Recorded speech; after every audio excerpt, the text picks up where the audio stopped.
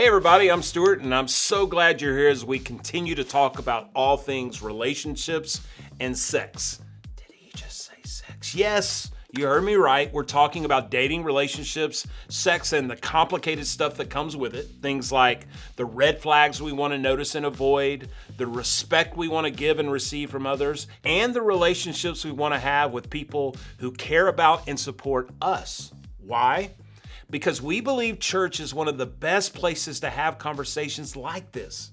It's a safe space filled with people who care about you, support you, and want to help you navigate relationships and sex in a way that honors God, others, and yourself. Today, I want to start by telling you a quick story. Long before the days of video games, Nintendo, PlayStation, Xbox, when dinosaurs still roamed the land, the game to have if you were a kid was NFL Electric Football. Basically, NFL Electric Football was a thin metal sheet painted like a football field. You plugged the metal sheet in, and the electricity made the field vibrate. Yes, right, archaic. And once upon a time, telephones also had cords. On this electric field, you had a team, 11 small plastic football players, distinguished as blockers or runners by their arms. The blockers had arms like this, runners' arms like this, and the base of each plastic player had what could best be described as 8 tiny toothbrush bristles underneath them. The vibration of the field would connect with those bristles, and that would cause your players to move. And if you were lucky, you would discover one runner whose bristles were positioned in such a way that they would vibrate straight and fast. And when I was in elementary school, I discovered one such runner. This dude could fly. I so valued that one player that I used a marker to write my favorite jersey number on the player and my initials underneath the plastic football player. And I would hide him in my room after playing a game of electric football so that my brother wouldn't steal him from me, because if he stole him, he would win. I even hit another player who was not fast so that my brother would find that player thinking he had found the best runner, and that player was slow. I dominated NFL Electric Football for 2 years because of that one plastic player. Now, let's be real.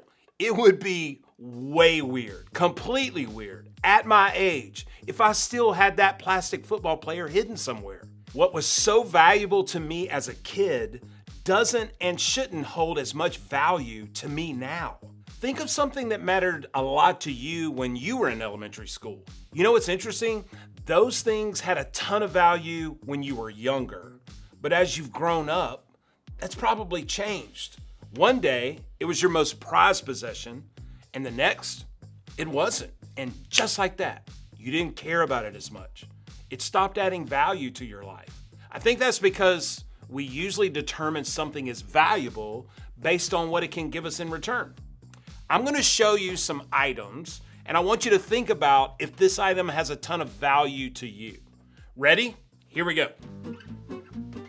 A smartphone, lighter fluid, googly eyes or crazy eyes, basketball,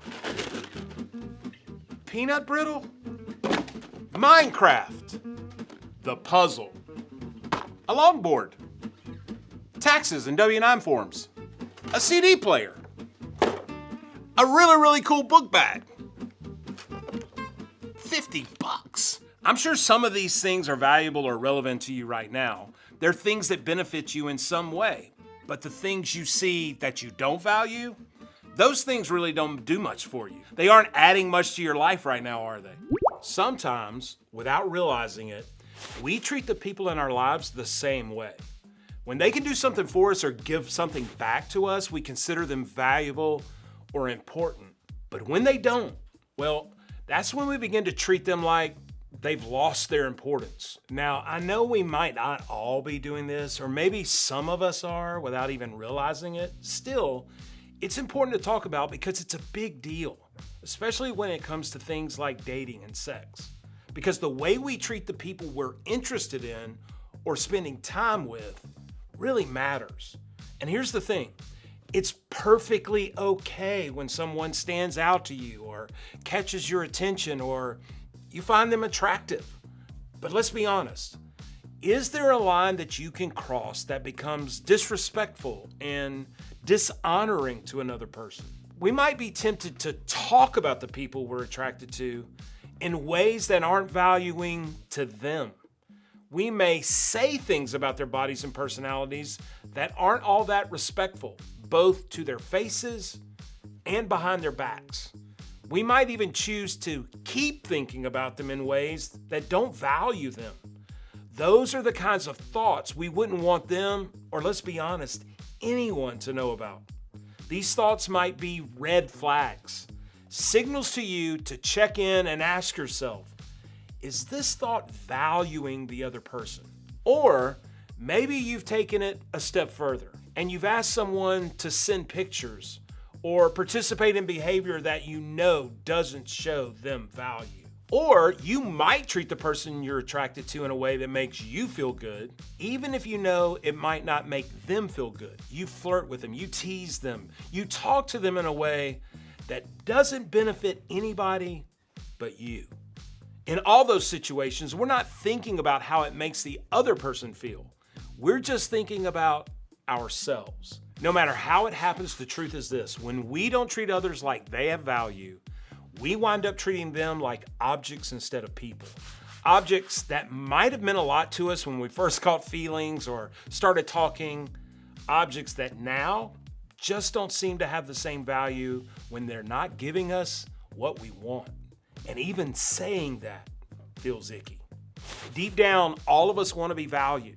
We want respect in relationship, and not getting it feels like a red flag. Well, if this is what we want for ourselves, shouldn't it also be what we want for others? Shouldn't we treat others with value? I think it's important to stop here and remind you of this. God made each of us, and because of that, we are all valuable. That fact should be the starting place for how we treat other people and ourselves. But we shouldn't stop there. Believing we all deserve value because of God is one thing. Actually treating other people like that's true is a completely different thing. Thankfully, Jesus gave us a clear picture of how to treat people like they have value, and it's what we're going to look at today. About 2,000 years ago, Jesus was having a conversation with some really smart people. These were religious leaders and lawyers who really could not stand Jesus. These guys thought they were in charge of the ancient Jewish people. The people were supposed to listen to them, follow their rules, and obey God's law the way they did. But then Jesus comes along and starts teaching something different. Jesus obeyed all of God's laws, but he did so in a way that was full of love. And those religious leaders, they didn't like it. In fact, they would often confront Jesus and try to get him to say something they knew would go against God just to prove he wasn't worth trusting. In the encounter we're going to look at today, a group of religious leaders had approached Jesus to debate, question, and try to catch him saying the wrong thing. And finally, one of them spoke up and basically said, "Okay, Jesus, what's the most important commandment that God has for all of us?" And to answer, Jesus said something they didn't expect. He said, "You must love the Lord your God with all your heart, all your soul, all your mind, and all your strength." That's the part they expected. But then he said, the second is equally important. Love your neighbor as yourself. No other commandment is greater than these. Jesus gave such an incredible answer here. What actually matters most to God, to love God with all that we are, and to treat other people the way we want to be treated. When Jesus used the word neighbor, he wasn't just talking about our literal next door neighbor. He was actually referring to every other person around us. See, God cares about how we value others and ourselves. So if we want to follow God's greatest command, we have to start with value for everyone, including ourselves. This is a big deal for all of our relationships, but it's especially important when it comes to dating and sex. If we want to avoid becoming a walking red flag, we have to check the way we think about and treat other people. We have to value them as people and not as objects. You handle an object or a thing, but you love and value and respect a person. We have to show others respect And that starts with practicing sexual integrity, which is choosing to respond to sexual things we feel, think, and desire in a way that respects ourselves, others, and God. In addition to respecting others, it's important that we choose to love and respect ourselves. We have to start treating ourselves like we have the value God says we do. And we have to expect others to treat us with the respect we deserve, because God cares about how we value ourselves and how we value others. So what does this look like once we're back at school or joking with our friends or scrolling on social media or alone with our crush?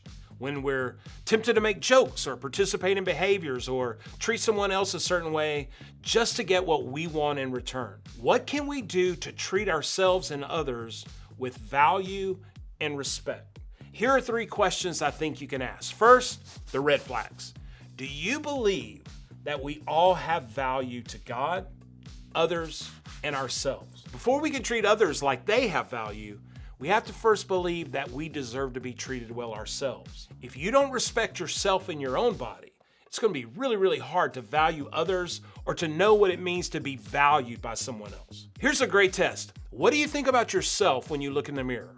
Are your words, your actions, or your thoughts showing you any red flags about the way you value yourself? Then think about the same when it comes to others. Are your words, behaviors, and thoughts a red flag for how you see the person you're attracted to? Then, respect. What would it look like to treat yourself and others in a way that honors God?